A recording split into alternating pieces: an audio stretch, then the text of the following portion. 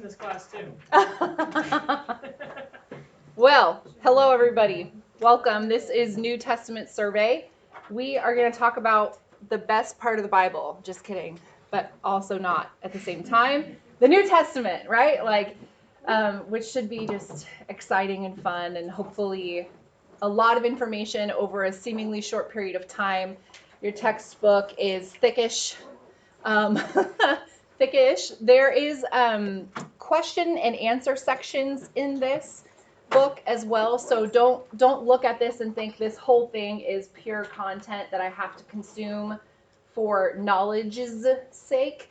There is essentially apologetics sections in this book, so you can look at it after you've read the chapter. Your brain might go, but what about, hey wait, I've heard this, but what about this? He was very kind and was like, so here's some questions that you might have after reading, and here's some possible answers to some of those things, okay? So yes, the book is thick, but please note that some of that is apologetics. You're good. Is essentially apologetics section, okay? Make sure you read your chapters for sure. Reading all of it is always best, right? But if for some reason you just are pressed, make sure you get the chaptery sections in. The apologetic-y sections are only going to help you grow and understand deeper, okay? It's going to help, maybe if you had that question in your own head, you might find the answer to your own question already answered for you, if that makes sense. And if it's not, please ask in class, okay? Please. We want that. I am a teacher of interaction. If you've had a class with me before, I would rather not stand up for 3 straight hours and mine be the only voice that's heard in the space. I think that Q&A style, I kind of go, why do we think that this could be what happened? Tell me your thoughts. Those types of things are important to me. I've had people drop some pretty epic truth bombs in classes in that way, and so really cool revelations, really cool personal stories, things like that. Please, in knowing that, don't get offended if I'm like, cool, let's put a pin in that if it goes too far and too long, simply because we have so much content. If I have to shut things down, please know it's not because I don't care and I don't want to hear it. We can talk about it off during break. We can talk about it in my chat. We can email about it to finish it up, essentially. I just want to keep us on pace as best as I can because, again, we have a lot of content to cover. So all of that said, is that hopefully clearish? Yeah. Interact, class participation is a part of your grade. So if I say blah, blah, blah, blah, blah, question mark, please participate in the class and answer that question. If you also have a question of your own, ask that as well. Raise your hand. I'll call on you. We'll do the things. That's part of class participation. The other part of class participation, this is all on your syllabus for you, includes chat discussion, okay? So if you miss a class in person, for whatever reason you can't be here, you do have to go back and watch the session online. You have to then answer or make a statement, essentially summarizing each of the segments of that class. So the 3 that are there, just to show I watched, I participated virtually, essentially. That's not what I'm talking about. The chat discussion is an additional prompt. And if you do read the apologetics questions, perhaps the prompt for that week's class will look familiar to you. It's essentially something that for our students that are watching online only, they don't get necessarily to raise their voice in the class. They don't get to voice their question live. They have to do it later at a later time. And so having conversation in the My Chat helps them as well. So that's why I like to do it that way. Is that clearish? Mm-hmm. So participate in class, participate in the My Chat, read your book. My class is not a comprehensive test class. You will get quizzes each week. Did I see him? Yes. Yep. So, just a question. Are you saying the prompts are only if you are not here live? No. Or it will be both and. So if you're not here live, there's a thing you have to do that's university standard. There will be weekly prompts required, period, for this class. Okay. Right. So essentially, if you were to miss no classes, be here in person, you would still have 4 chat entries that would be required. Gotcha. 1 for each week. If you do miss a class, then that automatically goes up to 7. The 4 from each week plus the 3 additional ones from the one that you missed. Okay. Clear? Yeah, okay, thanks. cool. So test. No comprehensive test in this class. The reason I do that is because it's a lot of information. And I would love for you to get quizzed on said information while it is fresh in your mind. Okay, so we're going to talk about a certain set or section of things. You will then be quizzed on only that certain section or set of things. Now, per university standards, you can choose to wait until the very, very, very end and take them all at one time, but I'm not sure why you would. It would be beneficial to you, in my humble opinion, to take them each week. They are not super long. They are technically open book, as again, per university standards. So do what you can when you can, and if you have questions along the way, contact me, ask me, reach out to me. I'm not a perfect question asker, so perhaps it's very confusing, or perhaps I made an error and didn't cover something in class and you can't find it in your book. I will correct those things should that happen. Casey's helping me keep it all straight, so hopefully we're good. We did just redo the quiz for night 1, made it better, essentially upping your chances of getting the answer right instead of true false. There is now more multiple choice options, so your chances go up of being able to answer it correctly. So anyway, there will not be a comprehensive test. That is the point of what I'm saying right now. There will be 4 quizzes. I also do a bonus quiz that is comprehensive. Now you might go, what? You just said there isn't one. It's comprehensive, kind of, sort of. Over the years of teaching the class, there are a certain set of questions that most students miss. Those typically are the questions that end up on the bonus quiz so that you get the chance to actually learn the answer and study it out, right? Because that's the point of this class, is that you would learn and understand and grow in your knowledge of the Bible, right? Not for me to trick you, not for me to ask, fun, fake questions. I want you to get the information and the knowledge and walk away better because of it. So if you miss questions, if the class at large misses questions, we'll probably see those again on the bonus comprehensive quiz. And the reason I call it a bonus quiz is because if you choose not to take it, you choose not to take it. Should you choose to take that quiz and you grade better on it, your score is higher, it will displace your lowest grade. So if you took a quiz and let's say you tank quiz number 2, tanked it, you got a 50 or something, like just horrible, and you take the comprehensive quiz and it's an 80. Well, the 80 quiz is going to displace the 50 quiz and will help your GPA go up. Reason being, you relearned the information you bombed, right? And you fixed it. So that's why I do it that way. Does that make sense? Yeah. So you don't have to take it. If you want to, you can. It will only help you. If you take the bonus quiz and it's the lowest grade that you have, it doesn't count, because I average out, essentially your lowest grade goes away if you take all 5. If you don't take all 5, you get what you get with 4. Fair? Yeah. Okay, so that is the business. Also to say, this is your book. I know that I've taught this a couple of times and people have had not this book. There was a blue version. That's a very, very old version. So it looks like, Got it today, which is why. yeah, it looks like that. Look, yeah, you look like you got the Yeah. right one. I do have a question. Yeah, That's go ahead. okay. Yeah. So, because we've not been in class, maybe I missed it, I'm a little rusty. Sure. But where does it tell us from week to week what chapters we're supposed to read of the book? Like, is there anything that goes in lines, for example, like typically when we're reading a book through class, in my Mhm. past experiences, they would say like, if you read through chapter 4, that would align with quiz 1, or. I mean, I can tell you all of that. It essentially is going to go chronologically. Okay. But I can tell you that. Yeah, It's like if there's a point. I like don't we're have that trying for to- you right this second, Okay. but I can get it. Yeah. It's about pages 1 through 60 for Okay. week 1. Okay. But essentially, there should be a breakout for you, or did it not Yeah, get see printed that. out? Well, I have the course breakdown, but I wasn't sure how that translated to.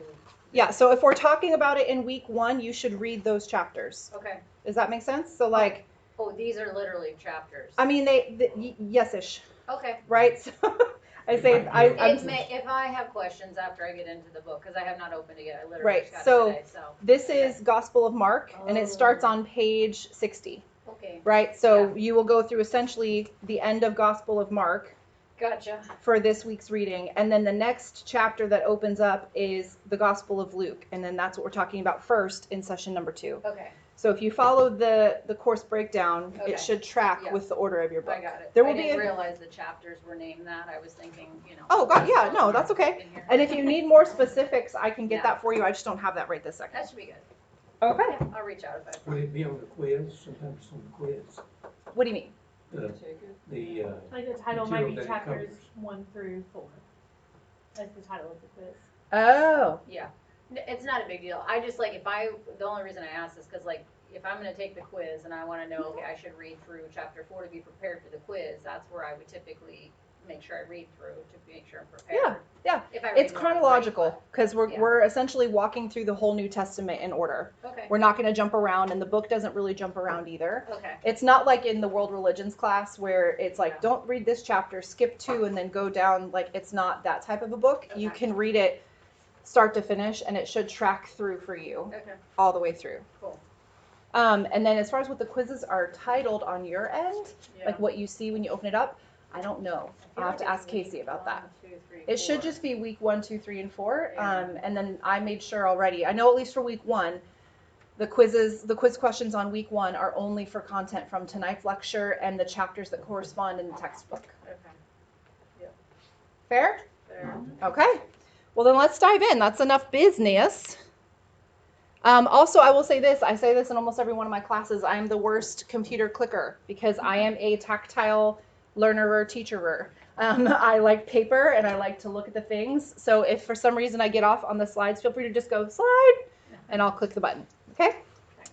So, session number 1. Here we go. A Christ-centered intro to the Bible. And we're also going to look at, technically also session 1, is the gospel record, history, or mythology. So let's start with a Christ-centered intro to the Bible. You guys have slides for all of this? Yes? Everybody get a copy? And did everybody get a copy of these handouts up here? Yeah. These are new. I did want to say that they are going to be for online students as well. They're going to be linked. These handouts do not necessarily coincide with your author of your textbook. They were just something that I found and I thought was really cool and kind of cute. And I was like, oh, this is a good resource. It has pretty cool information, and I just thought, hey, that's a helpful thing, like a quick reference sheet, if you will. So you're welcome to use those. It's not required curriculum. You are not being tested off of those sheets. It was just something that I found that I thought was cool. Okay, side note. All right, so let's look at Christ-centered introduction to the Bible. You're getting a lot of information at once. We're going to walk through that together. So, Jesus, right? We're going to start there. Who did Jesus say he was? What did Jesus say about himself? Thoughts. Said he was God. Son of Man, Said he was God, Son of Man, the Messiah. Messiah. I'm just looking for I'm looking for thoughts, not necessarily a right answer. Just give me something.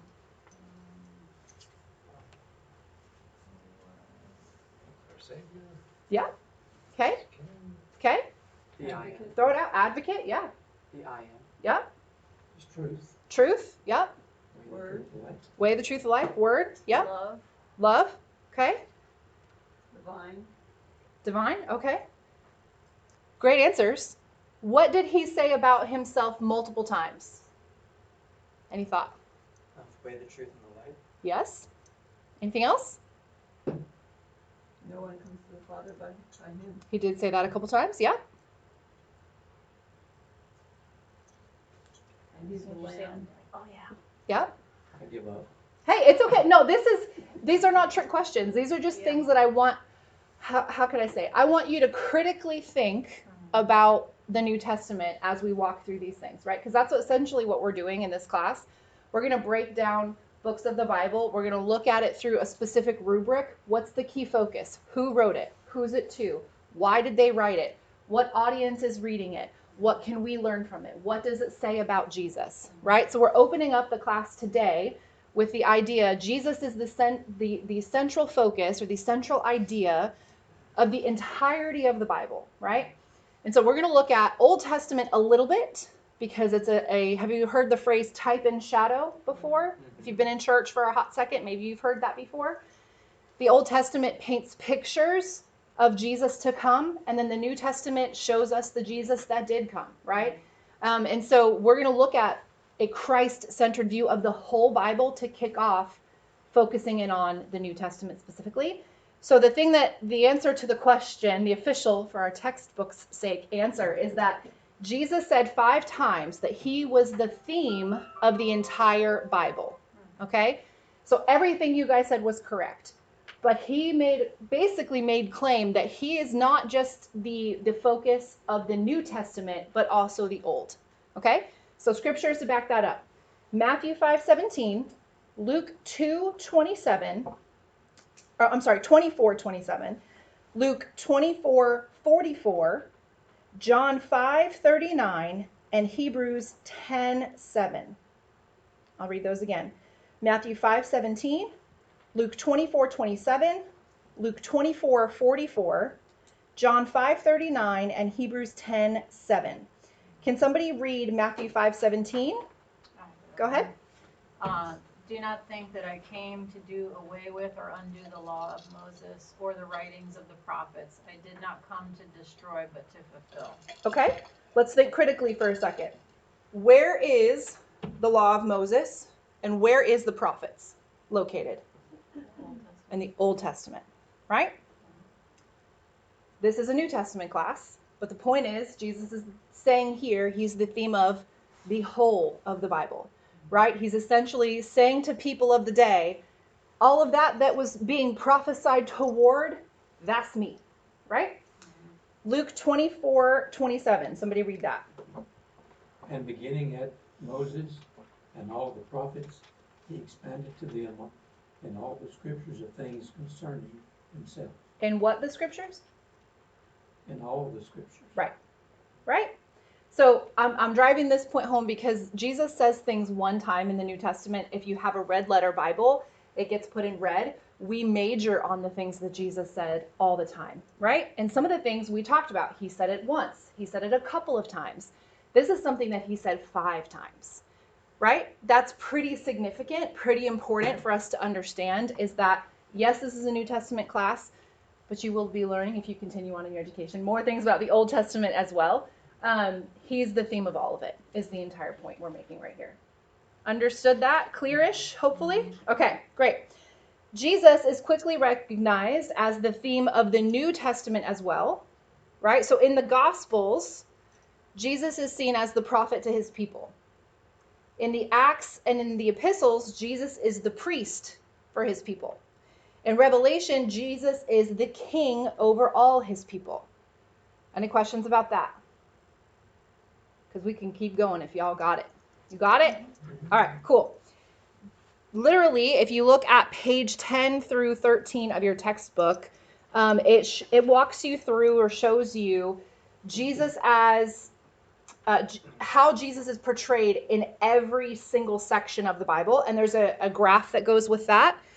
And I think I have the graph, but I think it's out of order in my slides. Give me one second. This graph right here looks kind of like a bookshelf. We're going to look at a lot of that here, okay? But let me go back a section. I just wanted to show you that picture real quick. Here we go. Okay, so the Bible is divided into 8 sections, and each of those sections has a different look. 4 in the Old, and there is also 4 in the New. So 8 sections, 4 in the Old Testament, 4 in the New Testament. We're going to look at the Old Testament for a second. I think I might need to actually switch this over here now. Sorry. We'll get to that just a second. So the law, remember he said Moses, the law, I didn't come to abolish it, but to fulfill the law. We'll start there. The law is a downward look. Essentially, there are 5 books that are in the law in the Old Testament. Who knows what they are? Shout them out if you know. Genesis, Exodus, Leviticus, Numbers, Deuteronomy. Mm-hmm. Okay. In these books, essentially, God is moving down into human history in various ways. So in Genesis, he's choosing a nation for himself. He creates it first, right? Chooses it for himself.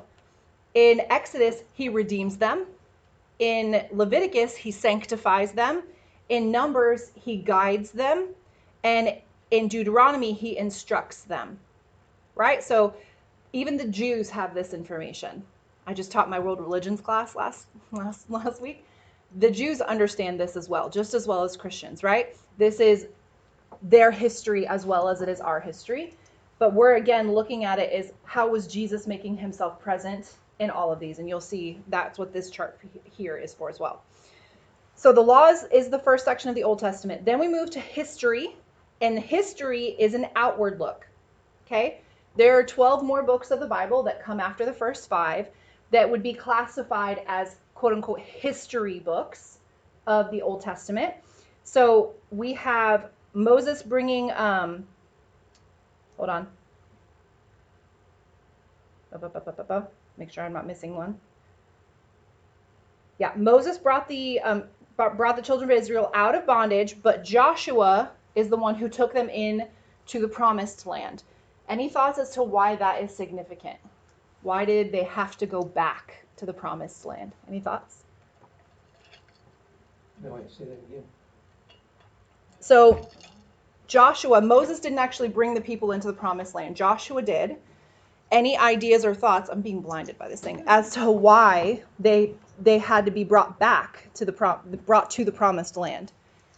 Well, Moses struck the rock when he was supposed to speak to the rock, so he disobeyed God. Yep. So God told him, you can't go Yep. to the promised land. So Joshua replaced him. Yes. But why is it that the Lord our God was like, this is where you need to go. I need you to get here. Because Any that thoughts? was the promise to Abraham. It was. Any other thoughts maybe looking forward? I think that's where Jesus was coming from. Correct. Right? and So born into. reminding yourself that even the maneuvering of the things that God was doing in the Old Testament, Israel had it rough. Let's just be frank. They got brought into captivity a lot. They got exiled a lot. They had a lot of wars, a lot of fighting. There was just a lot going on. But the Lord, our God at that time, kept essentially bringing them back to these places, to these chosen places, these lands, these promised lands, because the promised one had to come out of a specific place, right? And so I think about it like this. Anytime that the enemy was like, the Lord was like, we're just going to get him back. Because Jesus has to come from specific places in history, right? In order for him to be able to stand up in the New Testament and say, all of the things have been fulfilled in me, that has to actually be true, right? So there's strategizing on God's behalf in the Old Testament to set up the New Testament well and to make Jesus not a liar, right? So anyway, I think that's a cool point. So in this history section, that's some of what you see, okay? Joshua, they possessed the land. Judges, they were oppressed by the people of the land. Ruth is like a lily in contrast to the mud pond that is Judges, okay? And that is a very flowery way of saying that after the hard and the yuck that was Judges, we get to see the faithfulness of God on display in the book of Ruth. We get to see God saying, hey, I'm going to take care of you still. Does that make sense? Like breath of fresh water, air. Wait. It's like a drink of fresh water or a breath of fresh air. I mixed those analogies together, right? So essentially you see that in the book of Ruth, which is why I think it's so important that it's there. Some people are like, why is that even there? Well, also you get to see Jesus represented as kinsman redeemer, right? Pretty important idea that he's going to be the man that comes in to save the day. Again, the type and the shadow of Jesus represented in the Old Testament, okay? 1 Samuel, the nation is established under King Saul. He was the people's choice. We remember this? Who chose Saul? Not God, right? He blessed it-ish, sort of, after that. Do you know what I mean? But it didn't go well. And so essentially God was like, I'm going to pick somebody now. And that's when we get to see David, right? So 2 Samuel, I'm jumping ahead, but 2 Samuel, so 1 Samuel is Saul, 2 Samuel is the nation gets expanded under King David, which is God's choice. So the nation actually starts to grow and to thrive, right? Most of the time. Then 1 Kings, the nation then starts to decline. Why? There's polygamy, there's idolatry, there's disunity. 2 Kings, the nation gets deported again. Remember I mentioned Old Testament Israelites had it rough. They had a lot going on. They got deported again. So you're seeing they made their way back to the promised land a couple of books ago, and now here they are getting sent away again, right? Let's see. 1st and 2nd Chronicles are not listed in your textbook. Any thoughts as to why?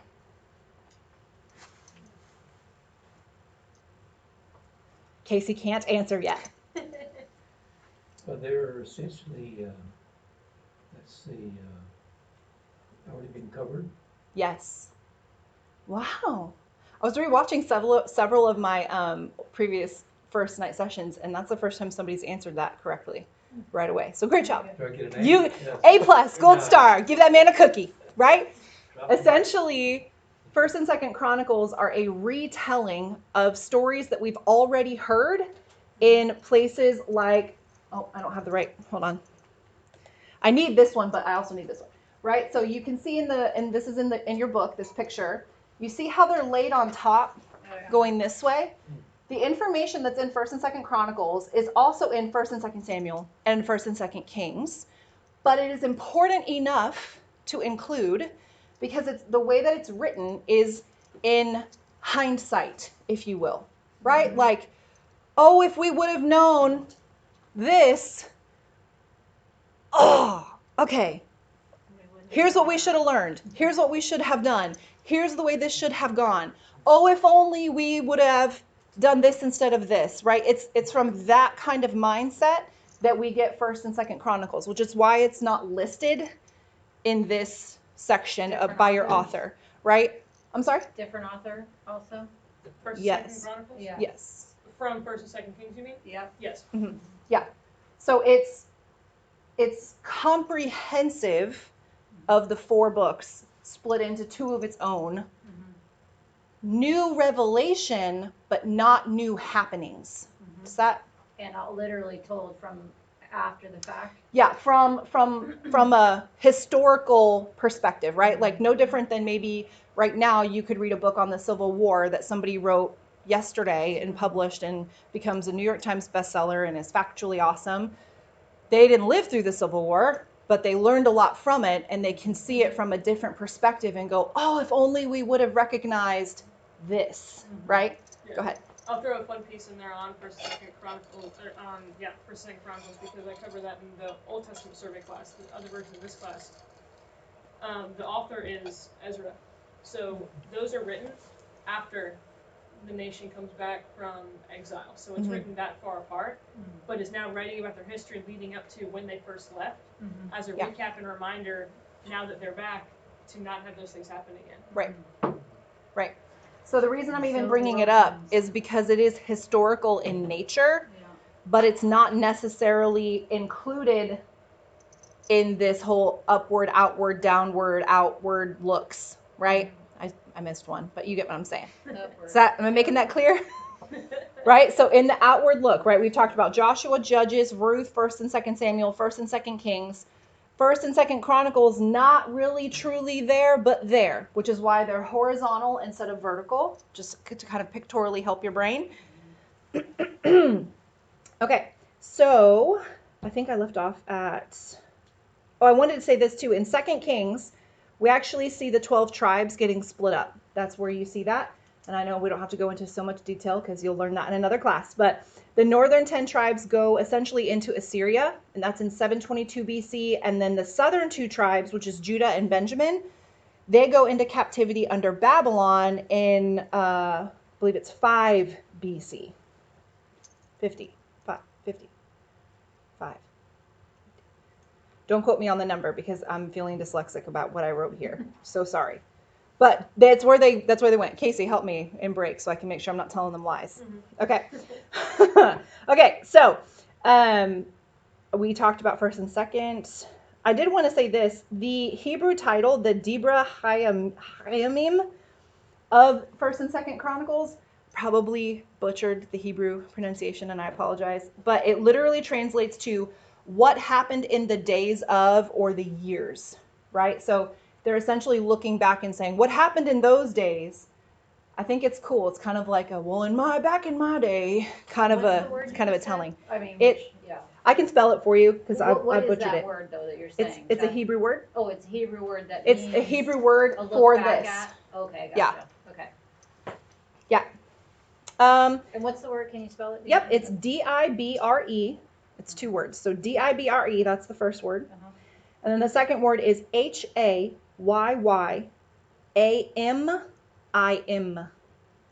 And it means literally what happened in the days or years. Okay? And then the Septuagint translators, those are who translated the Old Testament into Koine Greek, if I'm pronouncing that right. Koine? Koine, thank you. Greek. Actually called this book, they reference this book as the things that were left out, right? And so that's why you're going to get information in these two that isn't necessarily in here, but it's not necessarily new happenings. I think I made that clear. Is that hopefully clear? Okay. Then I want to pick back up with Ezra. So in Ezra, the remnant of the nation gets returned. In Nehemiah, they are rebuilt. How many of you have heard a sermon on Nehemiah before? Build the wall with a sword in your hand and a spade in the other. Spade? Shovel? Rake? Build a church. Something. Build a church? Come on. Build your church. Okay. And then in Esther, they are protected. Essentially, the Messianic nation returns to its land and begins to rebuild, preparing for the coming Messiah. Which I think is cool, right? Because again, the whole point of going through this stuff in the Old Testament is to remind yourself that Jesus is the theme of the whole Bible, right? Now, we've looked at some of the four in the old, the history. Poetry is next. Poetry is an upward look. So essentially by the end of the historical books, once we hit Nehemiah, you can see it this way too. It starts to move stuff around, okay? You'll see. Do you have it in your book? You have it in your slide? I think you have a slide too. Yeah, we do. Right? Okay, so I'll just talk about it since you can see it. I won't have to keep pointing at that. So by the end of all the historical books, essentially the end of Nehemiah, we are at the end of the Old Testament, about 400 BC. All the poetic and prophetic books fit back into the historical structure. Okay? So, have you ever looked at Psalm and you've seen something in there, Song of Miriam, and you're like, wait a minute, Miriam? Miriam wasn't David's day. Miriam was Moses' day. Whoa, right? Like, or you look at it and you saw a Song of Moses. A lot of them are songs of David, to be fair, right? A lot of them are his. But there are songs from other people in history that take place in the book of Psalms, right? So essentially, again, kind of how the same thing 1st and 2nd Chronicles is, you see down here, Psalms of David also fits in Song of Solomon, Proverbs, and Ecclesiastes. I like to think about it like this. If these historical figures had kept diaries, right, their personal thoughts, their lamentings, their sorrows, their triumphs, their search me, know me, find me out. Oh man, I really want to date that girl, but she's that guy's wife. What am I going to do?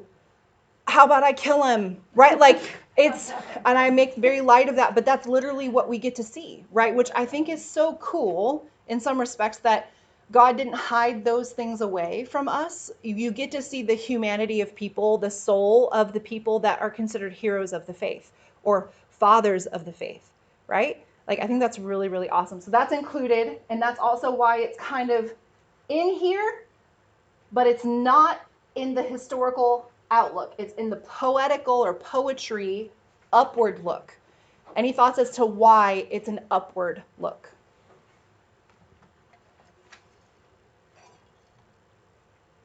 Say Jesus, because that's the answer in every. No. Come on, Jesus is the answer in this class. Everything, Jesus. Let's go. But any thoughts? I'll take anything. Well, a lot of the songs are directed directly at God, are very vertical in nature. They are about things that are happening, but they're very much about this thing is happening, but God, you are. Yep. Like there's a lot of vertical. Absolutely. So it becomes a upward look, and it's very soulish in nature, which Maybe there's a better word somewhere than poetry for these, but I can't think of one, right? Diary, blog, vlog, like, and to put it in modern, contexts, like, this is the souls of people crying out to the Lord, right? And in many ways, a lot of the Psalms are messianic in nature. And so as you read them, if you haven't read the Psalms in a while, there's a whole thing called the Psalm of the Day, shameless plug. Scope that out. You will start to see, wow, man, a lot of this sounds like Jesus. And then that will just further confirm what we're talking about today, that he's the theme of the whole Bible, right? So included in the upward look is Psalms of David, Song of Solomon, Proverbs, and Ecclesiastes. Also in that section is Job. Job's a fun one, yeah? Can somebody find Job 9:33 and read it out loud, please?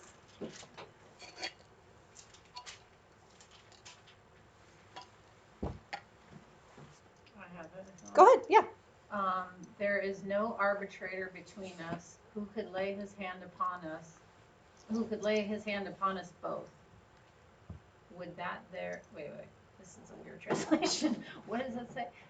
There is no arbitrator between us who could lay his hand upon us both. Mhm.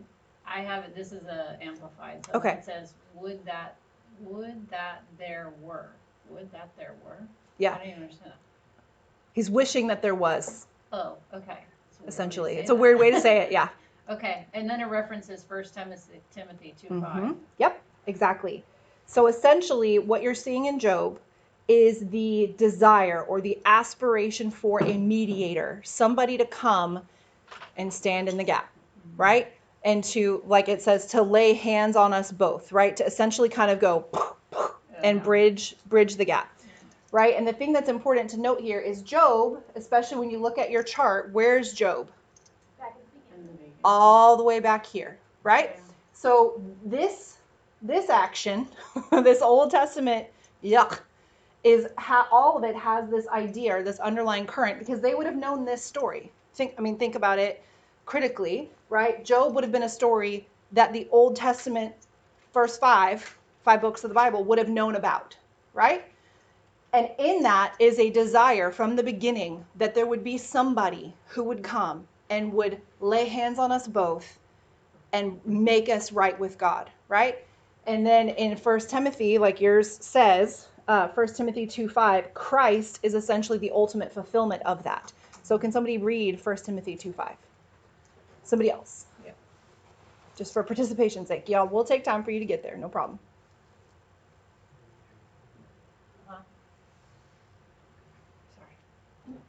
I'll read it. Go ahead. For there is one God and one mediator between God and mankind, the man Christ Jesus. Yes. Amen. I'm grateful for that every day. But I think that that's hopefully painting the picture that even all the way pre-beginning, if you want to look at it that way, pre-first five, this was a desire of men. And here we get to see, as we study the New Testament, that thing fulfilled, that desire come to fulfillment. Okay? So can I just say back to, just to make sure I understand what you said, which is the author of Job, which my Bible says is, I think it says is unknown.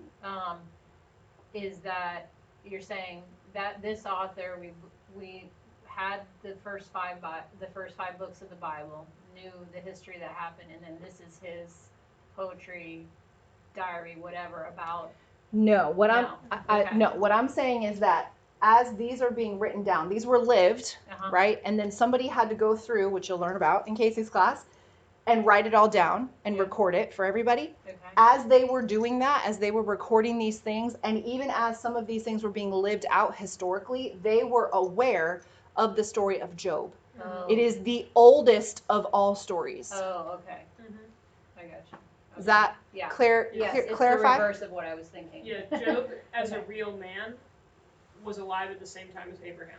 He's a Okay. contemporary of Mhm. Abraham. So it is old, Got it. old, all the way, just It's old. considered the oldest book in the Bible. Correct. Like, if you were Creation to happens in Genesis, timestamp but they it. talked about- Right. Right, if you were to timestamp it, it would be As like the chronologically Right. first, And- perhaps would be the way to think of it. And I guess we don't have to go too far left or right on this, but I assume there's obviously things to support, like if I'm looking at it, says that the time that this was written is unknown. Mhm. How do we know that that's the oldest book of the Bible? And- You're gonna tell me. Or when I take your class. Yeah. So I'll give you guys a sneak peek. The author's Moses, Okay. and they have and when he wrote it was during the 40 years that he was in Midian Okay. before he went ahead and came back. Where he lived To was lead the them town out of adjacent to the town where Job lived. Mhm. So that is where he would have been able to hear the story and testimony about this guy from generations before Okay. and be able to record that testimony, because Job's testimony mirrors Israel's at the time. It's the only time they're in captivity where they didn't do anything to cause it, Mhm. where it just happened to them and they don't know why. Same as Job is in this situation and doesn't know why. So, and let's take a humanities jump or perspective on it. Oral tradition was the way, pre-writing stuff down, right? Think about where these people are in the world. Think about the way that stories are told, like she just mentioned. He would have heard the story of, right? Not he went and found this really old book called Job and read about it himself, right? It would have been a oral tradition passed down.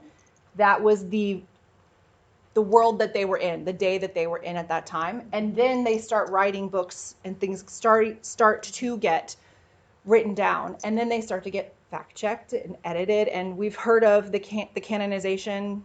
Have you all studied the canonization of the Bible before? Right? They start looking at, because, okay, this is a tangent, sorry, but there are other Christian faiths that have other books that they use, right? So the Catholics have the Apocrypha.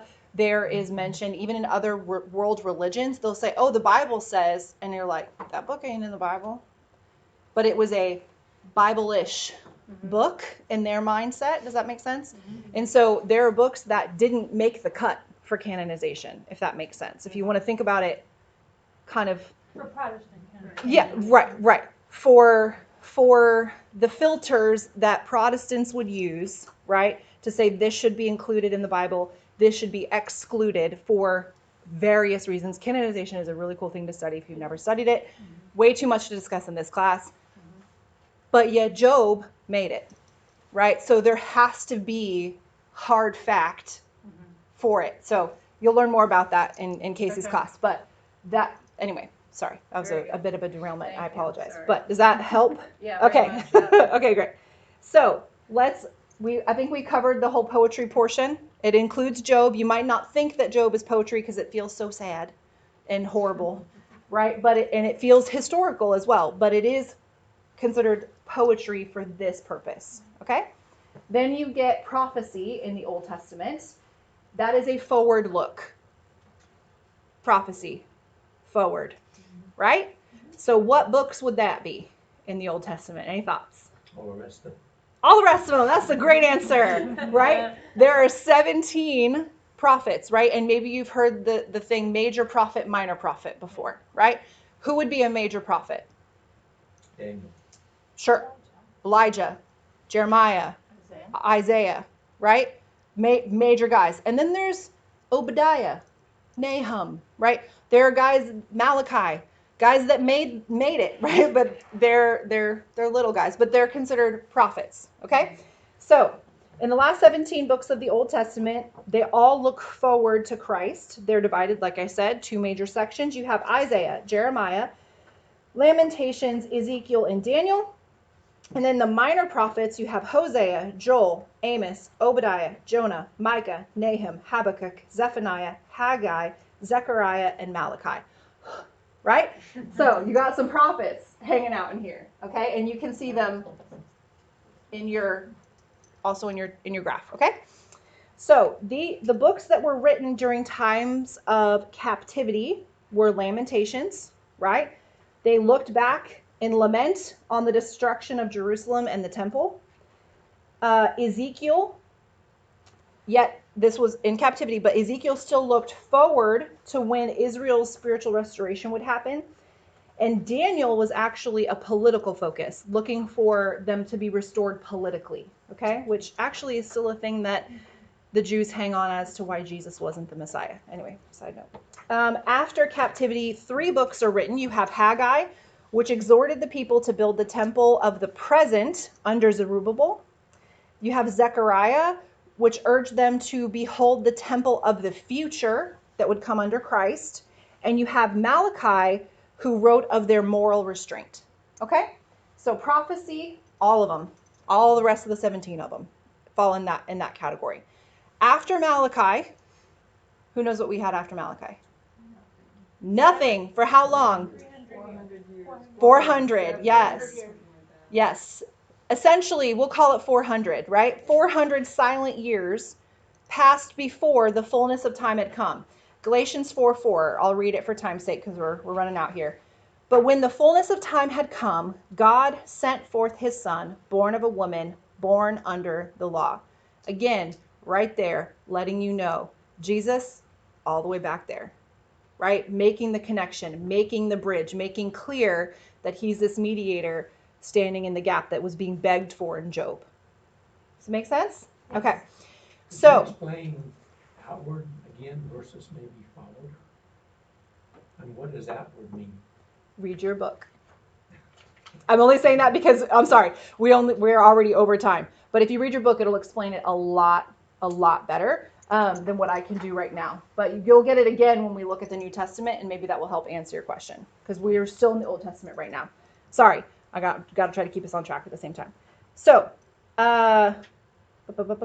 okay, so the next Jewish prophet who came, who was that? After the 400 years. John the Baptist. Yes, good job. All right. Jesus' cousin, right? He declared, "Behold the Lamb of God who takes away the sin of the world." That's in John 1:29. In Christ, the anticipation of the Old Testament became the realization of the New Testament. The prophetic expectation became a historical manifestation, right? So all this stuff that we've been hoping for and waiting to come shows up, boom, on the scene. And now, on our side of things, history proves it all. Does that make sense? Okay, we're going to pause right there, and when we come back, we'll look at the 4 in the new. So this has been all about the 4 in the old, then we're going to shift into the new. All right, take a break.